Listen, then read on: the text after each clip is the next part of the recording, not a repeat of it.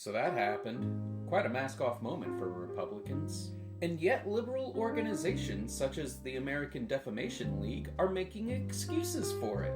So what's going on here? Is this fascism? To answer that question, we would first need to come up with a definition of fascism, which according to Robert O. Paxton, the author of The Anatomy of Fascism, would encompass fascism no better than a snapshot would encompass a person.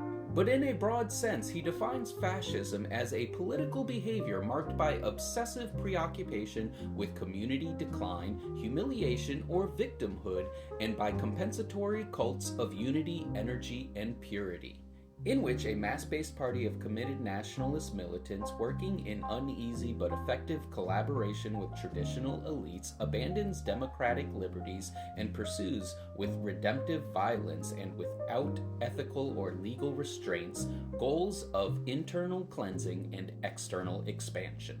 But what's the goal here? Are the Republicans simply filled with hate? But of course it's never that simple. To suggest so would be reductionist and dehumanizing in itself.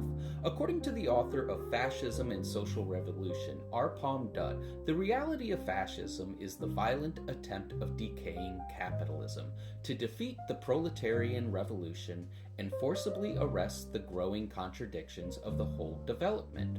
So like everything we do under capitalism, the motivation is profit. Trump and the Republicans are attempting to thwart the growing labor movement in order to protect their status. And they accomplish this not with some fascist march on the Capitol that would ultimately divide the military and prevent their expansionist goals. They accomplish this by aligning with conservative elites such as Elon and Zuckerberg. But you don't have to take my word for it, because here's Steve Bannon saying the quiet part out loud.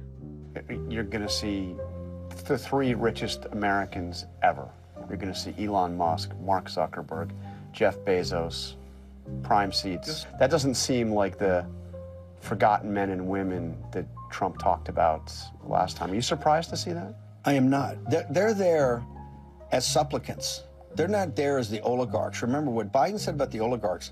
Jonathan, you know better than anybody because you've chronicled this in detail. We had no power. President Trump was out, and I mean when out, the political class in the Republican Party and Fox News turned against him.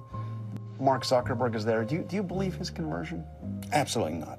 I think Mark Zuckerberg's a criminal. Trump in the MAGA movement. But this is changing American politics. American politics, as I said for years, is ultimately going to get a place of two alternative versions of populism. A populist nationalism that President Trump has built up, America first, and you're going to have some sort of still populist globalism that looks like the left may try to come together with. The only way they accomplish this goal is by keeping us divided. Remember, it's not left versus right, it's up versus down. Solidarity.